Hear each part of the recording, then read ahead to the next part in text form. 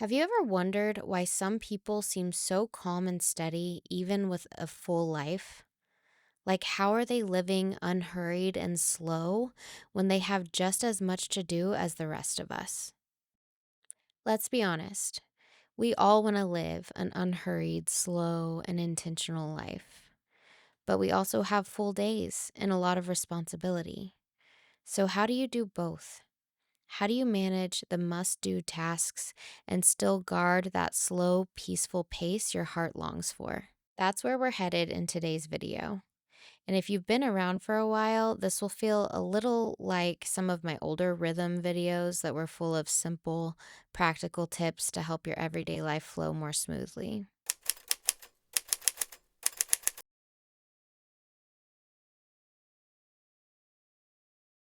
Do you ever just feel like there isn't enough time?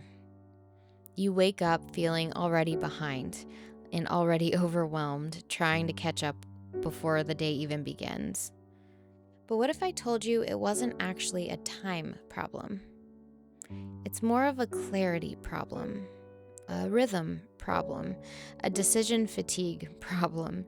And when you address those things, time begins to open up in places you didn't even realize it was leaking. God is a God of order and peace, not of confusion. And when the inside of our life starts to match that, everything shifts. Today, we are going to take a gentle, deep dive into creating rhythms and simple systems that help your days flow better, even when life feels extra chaotic. This doesn't suddenly make every day perfect. We still have to give ourselves grace. We still have to rely on the Lord's strength. But having a framework to fall back on means you can keep moving forward even when life feels like it's pressing in on all sides. My life has shifted so much over the years. There were seasons of quiet mornings and slow days where everything felt spacious and simple. And now we're in a season filled with little boys, a business, ministry, homeschool, and managing a home that is full of life in every sense of the word.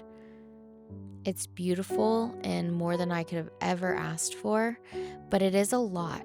There's a lot going on, and I know many of you understand that feeling deeply. Recently, when everything felt a little bit overwhelming, I knew I needed to return to what brings peace. First, handing it back to God, as always. He anchors me more than any structure or system ever could. But I also knew that I needed to rebuild my rhythms and systems that reflected our current season. Life had changed, so the way we lived needed to change with it. Today, I want to talk about how to actually make time for everything, not by hustling or cramming more in, but by creating rhythms that bring order, peace, and margin. Rhythms that make space for what God has truly called you to in this season.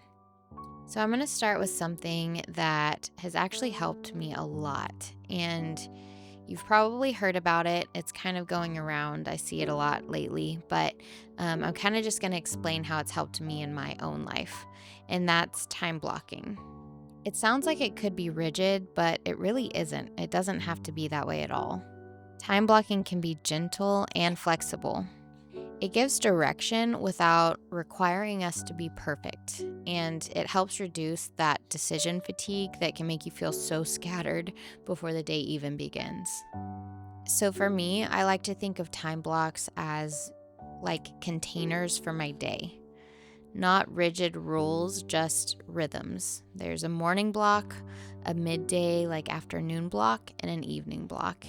Each one looks a little different depending on the season God has us in.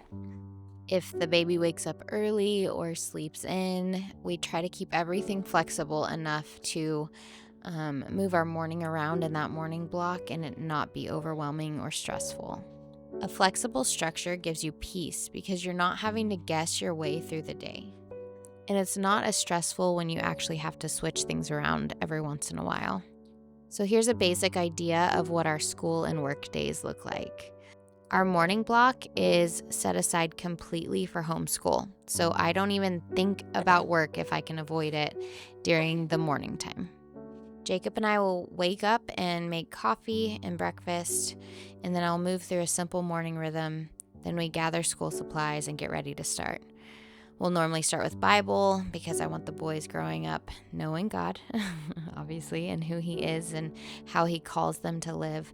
And we'll talk about manners and what it means to be a gentleman.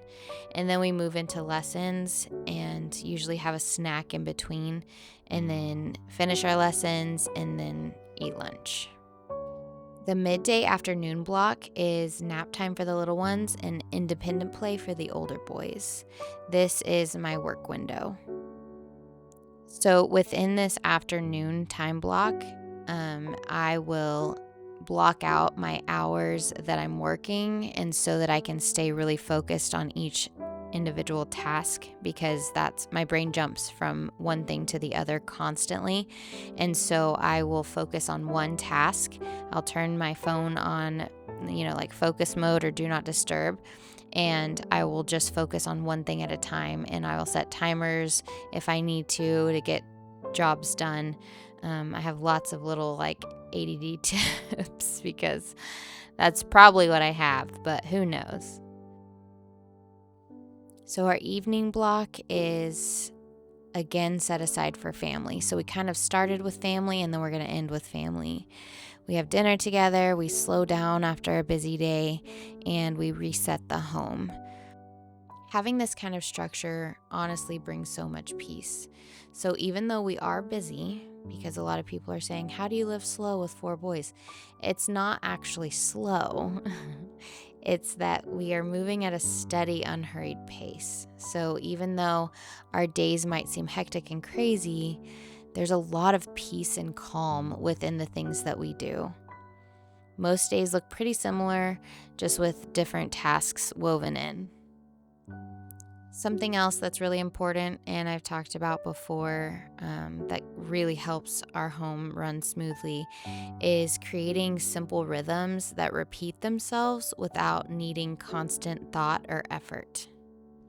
When these patterns are in place, your home almost carries itself, if that makes sense. Instead of waking up asking what needs to happen and immediately get your brain going, you can gently move from one familiar rhythm to the next. Things like a breakfast rhythm, a laundry rhythm, a cleaning rhythm, a planning rhythm, a bedtime rhythm, a weekly reset rhythm, and you're going to get tired of me saying rhythm.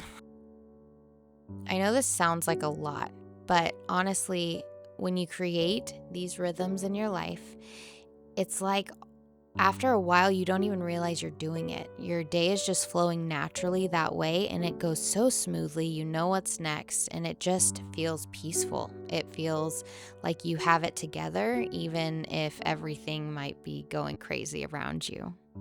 You're not having to reinvent your day from scratch every day. You aren't making 1,000 tiny decisions that drain your mental energy.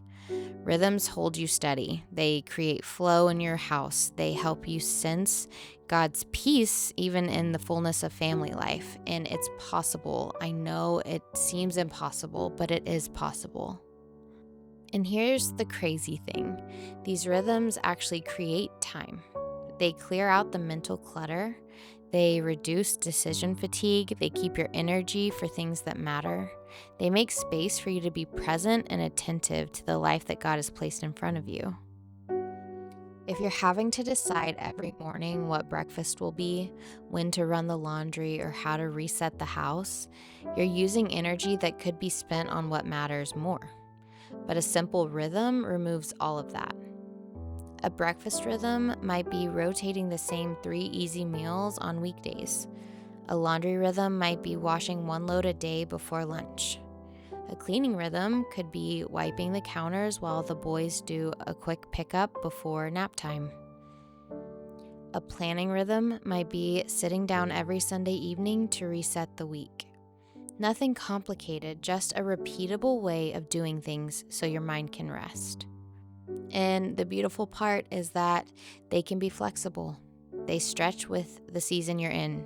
They can shift as your babies grow. They can change as God leads your family into something new.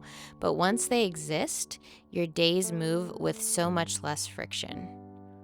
When these rhythms stack together, your home begins to flow. You feel calmer, your mind can quiet.